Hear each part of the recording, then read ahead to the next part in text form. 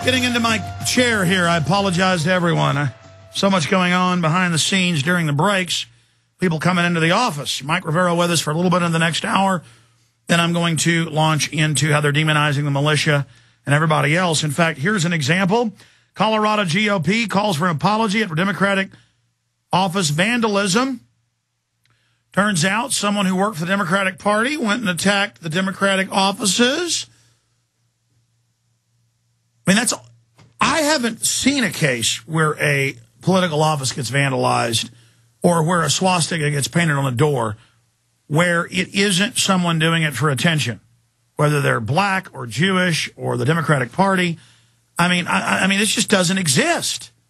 I mean, I've never seen it. Mike Rivero, I mean, have you? It's like finding a tooth fairy or a unicorn to actually find a real attack on the Democratic Party.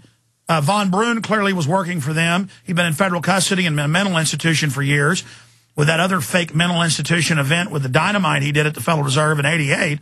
I mean, I've never seen a case. But here it is, Denver Post, totally staged, Mike Rivero. Well, I have come to the conclusion, I mean, the few times they actually catch the perpetrators of hate crimes, I mean, 99% of the time, it turns out to be a hoax to generate political sympathy or to build political support for a particular agenda. I am rapidly coming to the conclusion that there may not be any real genuine acts of terror in the world, because when somebody wants to effect a change, they need public support, and acts of terror destroy public support for whoever is blamed on them. So just like we had Israel that staged the hijacking and the raid on Entebbe to destroy sympathy for the Palestinians, I'm starting to reach the point where I think anytime there's a hate crime or an act of terror, it's more than likely going to be a fraud. Somebody's being framed in order to make them look bad. I mean, just as we're seeing the government plant agent provocateurs within protests and the anti-war movement and the truther movement in order to make us look bad, it's all a hoax. It's government by deception. Well, they're stealing trillions of dollars a month. They're going to have to commit crimes to blame them on us so they can use their force against us. They built the military force up. They've got to stage military attacks to say we're a military enemy, so they can have the rules of engagement to go up against us. You know, I thought about the film, 5 Days in September, won an Academy Award about the hostage crisis at the Munich Games. And at the end of the film, they have the head of German intelligence just come out and admit, oh, yeah, we staged all this. And then to let the Palestinians go, we staged a hijacking of a jet to let them go. And they just admit it like it's no big deal. That it's just, and no one gets in trouble. It's like, yeah, we staged it all. Ha ha, it's funny. Yeah, it is. It's all image manipulation. It's all manipulation of the people using the press. It's all for show. It's like during the first Iraq War, that whole thing about the nurse crying at the UN, they were stealing the incubators, leaving the premature babies to die. It was all a hoax. It is all government by deception. And here's the situation. The analogy I like to use is the internet is the modern equivalent of Gutenberg's movable type printing. If you go back and you look at the social upheaval that attended the publication of inexpensive, easy-to-afford books, they went through Stay there. We got to finish on the other side.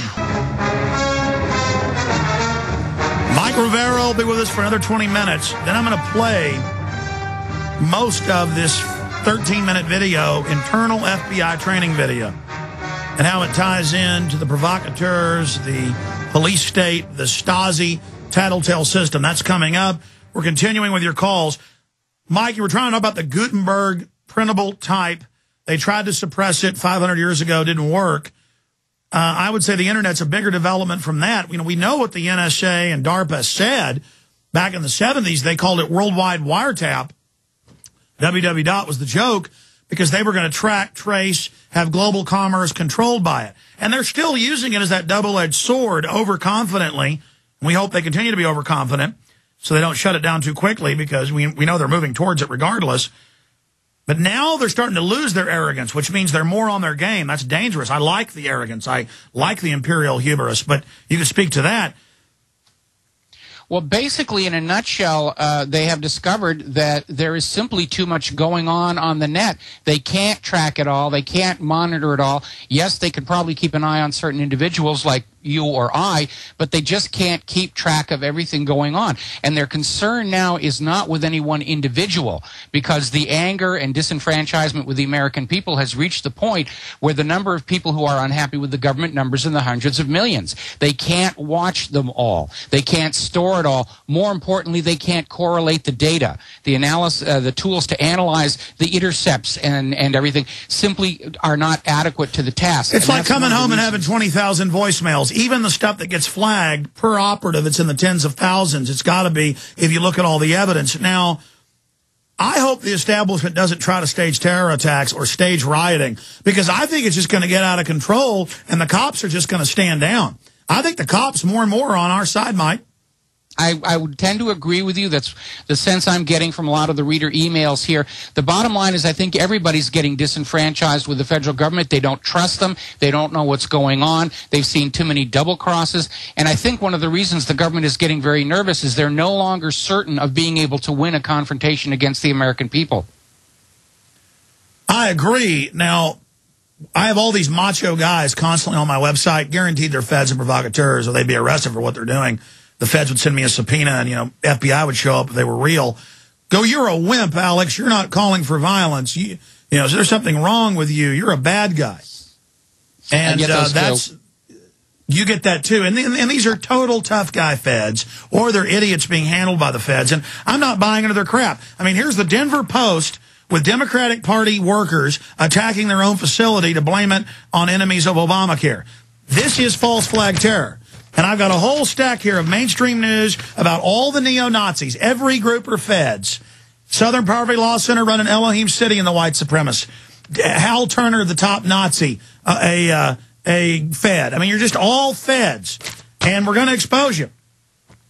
The government has to create the enemies that it uses to scare us into obedience. If there were no enemies, after the Soviet Union fell is really when trust and blind faith in the American government began to erode, because we were expecting a peace dividend. And no, we couldn't have a peace dividend. We've got to have more war, a war on poverty or a war on terror or a war on global warming or whatever.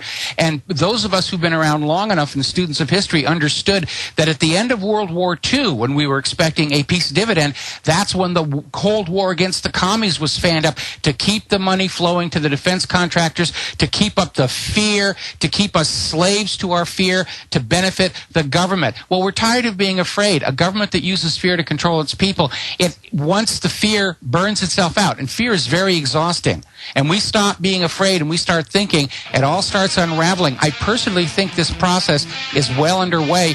I don't think it can be diverted. I don't think it can be stopped. I think the future of the U.S. government is definitely very limited. It's just a question of when. And there's also this whole line put out by them that everything will fall apart if we don't have this corrupt system. No, this is a parasitic system that's waging war against reality, against the free market, against Main Street. Stay with us. Your call straight ahead.